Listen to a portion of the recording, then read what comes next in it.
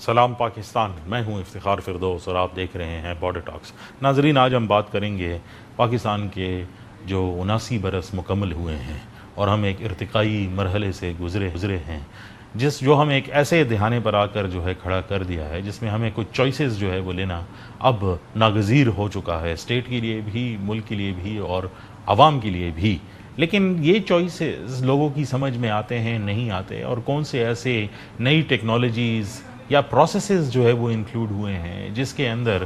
یہ پرابلم جو ہے بن کے آ جاتی ہے کہ جب اسٹیٹ کسی چیز کی امپلیمنٹیشن کرتا ہے اس کی ایک اوورٹ کرٹیسزم جو ہے وہ آ جاتی ہے۔ یہ کرٹیسزم جائز ہے ناجائز ہے وہ تو ایک علیحدہ بات ہے، لیکن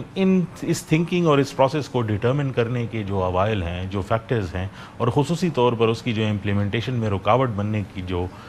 چیزیں ہیں جو سامنے آ رہی ہیں 21ویں صدی میں، ان کو ڈسکس کرنے کے لیے کہ جو یہ پیراڈم شفٹ ہوا ہے پچھلے 2 دہائیوں میں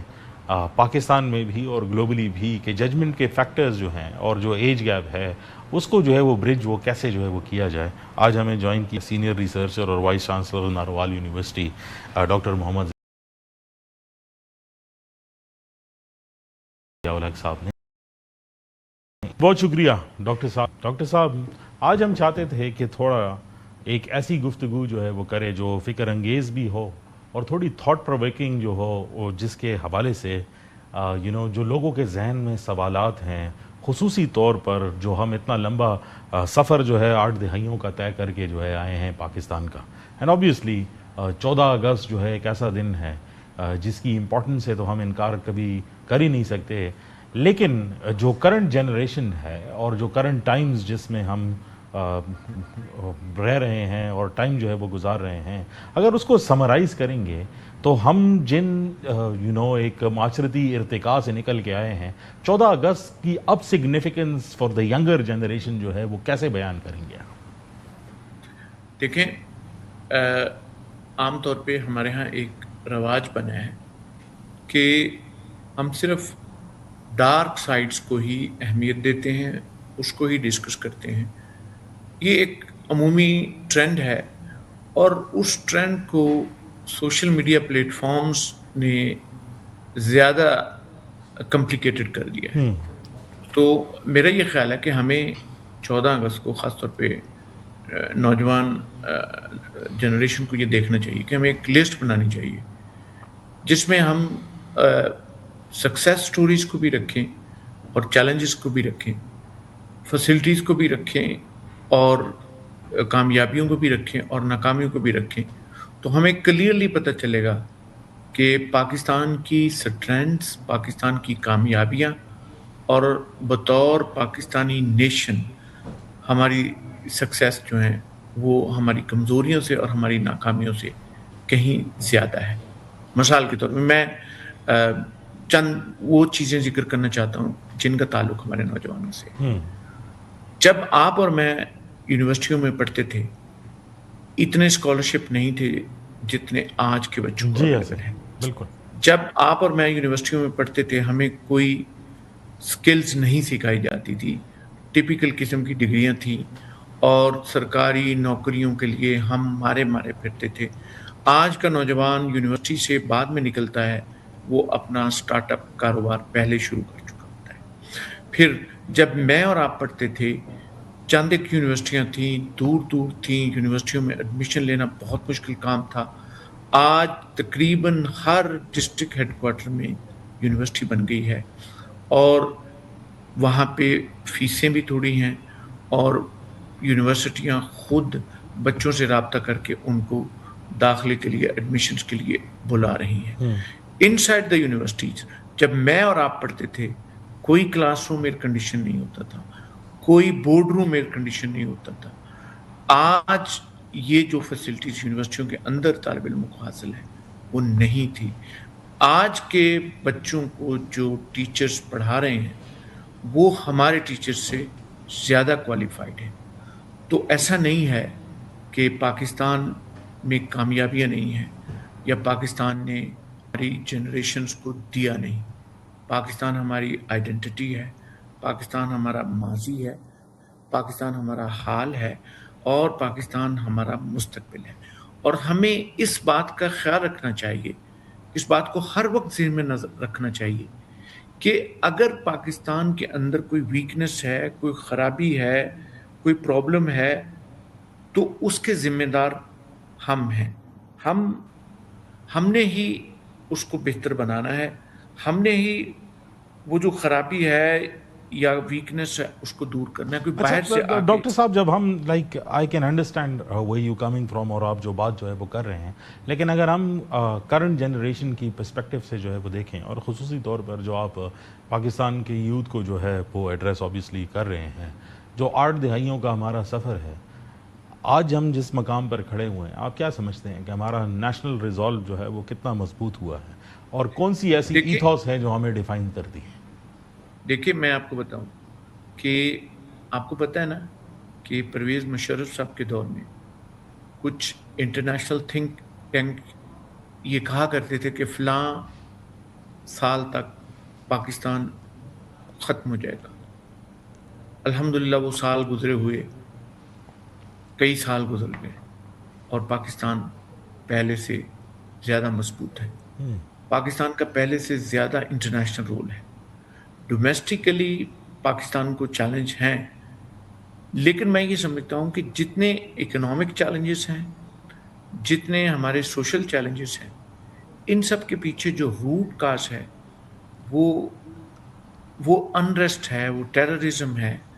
جس کی وجہ سے ہم اپنی سوسائٹی کو پوری طرح ریکنسٹرکٹ نہیں کر سکے۔ ریکنسٹرکشن آف سوسائٹی کے لیے امن بیسک ریکوائرمنٹ ہے۔ جہاں جہاں امن ہے وہاں پر یہ پروسیس، ایوولوشن کا پروسیس بہت اچھی طریقے سے ہو رہا ہے۔ مثال کے طور پر میں آپ کو ایک ایگزامپل دیتا جی ہوں۔ آپ لاہور کی، راولپنڈی کی کسی بڑی مارکیٹ میں چلے جائیں، آپ کو وہاں امن کی وجہ سے کاروبار ہوتا ہوا نظر آئے گا، اور کاروبار کرنے والے مقامی لوگ نہیں ہیں، کاروبار کرنے والے پورے پاکستان سے تعلق رکھتے ہیں۔ پورے پاکستان سے لوگ جو ہیں وہ وہاں پہ آ کے کاروبار کر رہے ہیں، اور ان کو کوئی رکاوٹ نہیں ہے ان کی ایتھنیسٹی کی وجہ سے، ان کی ریجنل علاقوں کی وجہ سے ہونے سے۔ اب وہ لوگ کاروبار کرتے ہیں، اور لاکھوں اربوں کا کاروبار ہے، اور سکسیسفل کاروبار ہے، ان کا بزنس سکسیسفل ہے۔ اب اس میں جو چیلنج ہے کہ وہ بزنس سے جو بھی منافع کما رہے ہیں بہت اچھا کر رہے ہیں، لیکن وہ اس منافع میں سے اپنا ٹیکس نہیں دینا چاہتے، اور جب حکومت ان سے ٹیکس مانگتی ہے تو اس موقع پر پھر وہ ریزسٹنس کرتے ہیں۔ ہم ضد کرتے ہیں، ہمارے اندر یہ ریزیلینس نہیں ہے، بلکہ یہ ضد ہے کہ ہم جس ماحول میں لگے ہوئے ہیں، جس طرح لگے ہوئے ہیں، ہم نے اس کو بہتر نہیں ہونے دینا۔ میرے ایک جاننے والے، ان کا ایک ریسٹورنٹ ہے، اور وہ ریسٹورنٹ کی صفائی عام سی پاکستانی صفائی۔ میں نے ان سے جا کے کہا کہ آپ کیوں نہیں صاف ستھرا کرتے، شیشے لگائیں، فریج رکھیں، آپ جو ہے نا نیٹ اینڈ کلین کریں۔ وہ کہتے جی اگر ہم ایسا کریں گے تو ہمارا کسٹمر جو ہے وہ کم ہو جائے گا، کیونکہ کسٹمر باہر سے ہی ہماری دکان دیکھ کے کہے گا یہ تو عالی شان دکان ہو گئی ہے، انہوں نے ریٹ بڑھا دیا ہوگا، وہ باہر چلے جائے گا۔ اچھا، میں ایک چھوٹے سے بریک کا ٹائم ہوا ہے، میں واپس آ کر یہیں سے کنٹینیو جو ہے وہ کہتا ہوں۔ بیسیکلی جو آپ پوائنٹ کہہ رہے ہیں وہ بیسیکلی ایک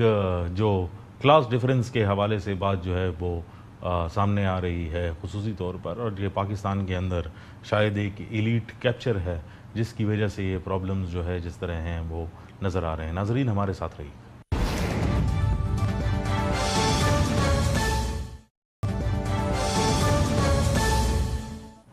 ویلکم بیک ناظرین۔ اچھا ڈاکٹر صاحب، ہم بات کر رہے تھے بریک پہ جانے سے پہلے کہ آپ نے کہا جو دکان کی مثال آپ نے دی، ایسا لگتا ہے کہ آپ یہ تشخیص کرنے کی کوشش کر رہے ہیں کہ پاکستان کے اندر جو کلاس ڈیفرنسز ہے، بیسیکلی اکنامک کلاس ڈیفرنسز، اس کی وجہ سے جو ہے لوگوں کی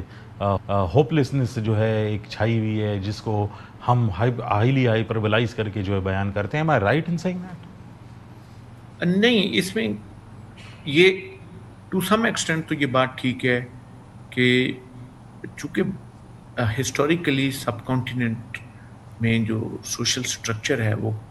کلاسز میں ڈیوائڈ ہے، اور اس کی ریفلیکشن پاکستان کے اندر بھی موجود ہے۔ پھر پاکستان کے اندر جو ویلتھ کی تقسیم ہے، اس کی وجہ سے بھی سوشل کلاسیفیکیشن موجود ہے۔ لیکن میں آپ کو दावे से ये बात बताता हूँ कि बिल्कुल आप रिजल्ट्स उठा के देख लें, जो एग्जामिनेशंस के रिजल्ट होते हैं, कंपटीशन एग्जामिनेशंस के रिजल्ट होते हैं, आम मिडिल क्लास या लोअर मिडिल क्लास के लोग भी उतने ही सक्सेसफुल हैं, बल्कि बाज़ केसेस में वो प्रिविलेज्ड क्लासेस से ज़्यादा सक्सेसफुल हैं। मैंने एक गांव के प्राइमरी स्कूल से, जिसमें टाट भी नहीं था, वहाँ से बैठ के पढ़ा था, और आज मैं एक यूनिवर्सिटी का वाइस चांसलर हूँ। और ये सिर्फ मेरी कहानी नहीं है, आप कितने पाकिस्तानियों की इस किस्म की कहानियाँ सुन सकते हैं जो इंटरनेशनल फोरम्स पे पाकिस्तान को रिप्रेजेंट कर रहे हैं, यूनाइटेड नेशंस में हैं, अमेरिका और बरतानिया की बड़ी बड़ी जगहों पे सेटल्ड हैं, लेकिन वो पाकिस्तान की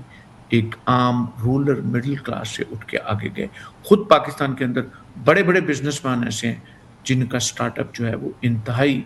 मामूली सी चीज़ के साथ हुआ। लेकिन ये जो मीम्स वाली जनरेशन है और जो सोशल मीडिया वाली जनरेशन है, अगर हम जेन-ज़ी की जो है वो बात करते हैं, और ख़ुसूसी तौर पर उस जनरेशन की जो सन 2000 के बाद के अवाइल के जो है वो पैदा हुए, उन्होंने जो पाकिस्तान का एक पॉलिटिकल सेटअप देखा, या उनकी जो एक जॉइंट मेमोरी है, उसके अंदर तो बहुत सारी ऐसी चीज़ें हैं जिसके साथ उनके हिस्टोरिकल कोई इमोशनल कोरिलेशन इस तरह नहीं है जिस तरह मेरे और आपकी जनरेशन की शायद हो। ये बात, आपकी बात ठीक है। असल में देखें, आइडियोलॉजिकल कन्फ्यूजन पहले भी मौजूद थी, और वो कन्फ्यूजन सोशल मीडिया ने आके उस कन्फ्यूजन को मल्टीप्लाई कर दिया, फिर उसको एल्गोरिदम ने जो है वो मल्टीप्लाई कर दिया। तो एक क्लियर डायरेक्शन जो है वो एक चैलेंज हमारे सामने मौजूद है। हमारे सामने मिसाल के तौर पे मैं ज़ाती तौर पे समझता हूँ कि पाकिस्तान बनने की जितनी भी वजूहात, कोई उसकी इकोनॉमिक वजूहात है, कोई सोशल वजूहात बताता है, कोई रिलीजियस वजूहात बताता है, आम तौर पे आम डिस्कोर्स में ये समझा जाता है कि ये शायद एक दूसरे से कॉन्फ्लिक्टिंग है। मैं कहता हूँ कि ये एक दूसरे से कॉन्फ्लिक्टिंग नहीं है, बल्कि ये सारी की सारी वजूहात एक दूसरे को कंप्लीट करती हैं, और ये एक दूसरे को कॉन्टेस्ट नहीं करती। तो इस असल में हमें, मिसाल के तौर पे मैं एक और नेशनल लैंग्वेज के हवाले से, रीजनल लैंग्वेजेस के हवाले से, अमूमन जब हम बात करते हैं तो हमारे यहाँ ये तसव्वुर होता है कि जी अगर आपने नेशनल लैंग्वेज को प्रमोट करना है तो आप रीजनल लैंग्वेजेस को प्रमोट ना करें। हालांकि मैं ये समझता हूँ कि इसके बरक्स जो रीजनल लैंग्वेजेस हैं वो पाकिस्तानी लैंग्वेजेस हैं, उनकी प्रमोशन इटसेल्फ पाकिस्तान की पहचान है, वो पाकिस्तान की आइडेंटिटी का हिस्सा है। अगर कोई पश्तो बोलता है, कोई बलोची बोलता है, कोई सिंधी बोलता है, कोई पंजाबी बोलता है, उर्दू बोलता है, वो सब पाकिस्तानी ज़ुबानें हैं और वो पाकिस्तान की आइडेंटिटी को रिफ्लेक्ट करती हैं। तो हमें एक इंक्लूसिव अप्रोच के ज़रिए से जब हम इन सब चीज़ों को इकट्ठा करके आगे लेके जाएंगे तो हमें पाकिस्तान की स्ट्रेंथ नज़र आएगी। एक बात जो मैं नौजवानों के हवाले से करना चाहता हूँ, पाकिस्तान के अंदर भी और पाकिस्तान के बाहर भी एक फीलिंग ये है कि जी हम दिन रात अमीर हो जाएं, ये मुमकिन नहीं होता। जो कुदरत का सिस्टम है जिसमें काजेज़ और अफेक्ट की मेथडोलॉजी अप्लाई होती है, ये स्मगलिंग के ज़रिए, चोरी छुपे कुछ करने के ज़रिए, या ड्रग्स की ट्रैफिकिंग के ज़रिए, या ह्यूमन ट्रैफिकिंग के ज़रिए, या फिर आजकल सोशल मीडिया पर ऊट बटांग जो लाइक्स हासिल करने के ज़रिए, हो सकता है आप या कुछ चंद लोग जो हैं वो दिन रात में अमीर हो जाए, लेकिन ये सस्टेनेबल वेल्थ नहीं होती, और इसके पीछे बहुत सारी तकलीफें और अजियतनाक चीज़ें होती हैं। सस्टेनेबल वेल्थ वही होती है जिसमें एक शख्स ग्रेजुअली मेहनत करता है, हार्ड वर्क करता है, और उस हार्ड वर्क के नतीजे के तौर पे अल्लाह ताला जो है उसके काम को बरकत लगा देता है। यहाँ पे मैं आपको एक एग्जांपल देना चाहता हूँ। मैं नारोवाल में हूँ। नारोवाल में तारक स्वीट्स के नाम से एक बहुत बड़ा स्वीट्स का काम है। मुझे पता चला कि इनके बुजुर्गों ने ये काम एक रेहड़ी से शुरू किया था। आज नारोवाल के अलावा लाहौर में इनकी बेशुमार ब्रांचेज हैं, और लाहौर की माल रोड की ब्रांच पर वो कहते हैं कि शाम को 7 बजे के बाद कोई चीज़ नहीं मिलती, सब कुछ खत्म हो गया होता है। आपको इस किस्म के छोटे छोटे ब्रांड जगह जगह पाकिस्तान के शहरों में मिलेंगे। आप हर शहर में चले जाएं, किसी की मिठाई मशहूर है, किसी की बर्फ़ी मशहूर है, किसी की चिकन कढ़ाई मशहूर है, किसी का चप्पल कबाब मशहूर है, लेकिन ये मशहूरी जो है वो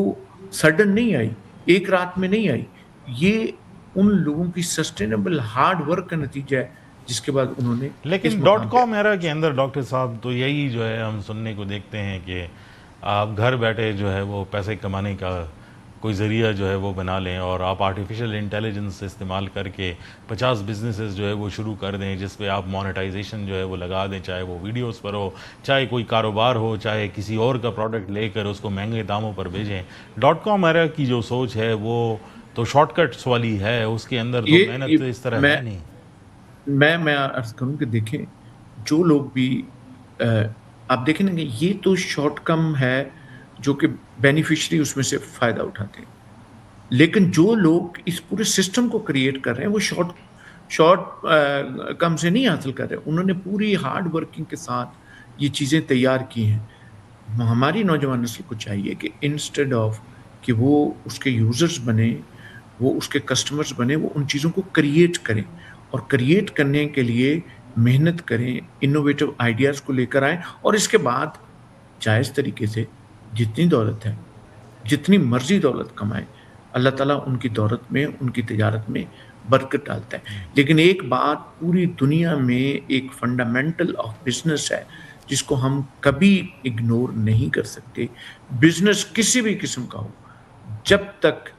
اس کے اندر سوشل رسپانسبلٹی نہیں ہے، اس کے اندر آنیسٹی اور ڈیڈیکیشن نہیں ہے، وہ بزنس کامیاب نہیں ہو سکتا۔ اسی لیے سوشل میڈیا پلیٹ فارم پہ یا ایزی منی کے جو طریقے ہیں وہ بھی ایک شارٹ ٹرم کامیابیاں تو دیتے ہیں، لیکن جتنی تیزی کے ساتھ یہ پیسے آتے ہیں اس سے کہیں زیادہ تیزی کے ساتھ چلے جاتے ہیں جب ان کے پیچھے آنیسٹی نہ ہو، ڈیڈیکیشن نہ ہو اور اس کے پیچھے کمٹمنٹ نہ ہو۔ تو ہمارے نوجوانوں کو یہ سیکھنے کی ضرورت ہے کہ وہ جو بھی کام کریں وہ کمٹمنٹ کے ساتھ کام کریں۔ بہت شکریہ ڈاکٹر صاحب نے تو بہت امپورٹنٹ باتیں کی، لیکن چند چیزیں جو سگنیفیکنٹ ہیں اس کے اندر انہوں نے کریٹیکل تھنکنگ کی امپورٹنس کی جو ہے وہ بات کی، اور ایک اوورٹ کرٹیسزم کو اپنے اوپر اور اسٹیٹ کے اوپر اس کو بھی جو ہے ایک جو ہائپربلائز کر کے سوشل میڈیا کے اوپر پھیلایا جاتا ہے اس کے حوالے سے بھی انہوں نے بات چیت کی۔ لیکن مور امپورٹنٹلی انہوں نے کہا کہ معاشرہ جو ہے وہ ایک ایولیوشنری پروسیس سے گزر کے جو ہے وہ آتا ہے، اس میں شارٹ کٹس لینا اپنے لیے بھی نقصان دہ ہے، اور اسے یہ توقع کرنا کہ یہ شارٹ کٹس ہمیں کسی سسٹینیبل ڈیولپمنٹ کی طرف لے جائیں گے، یہ بھی ایک خام خیالی ہے۔ پروگرام میں گفتگو کا سلسلہ جاری رہے گا، دیکھتے رہیے گا بارڈر ٹاک۔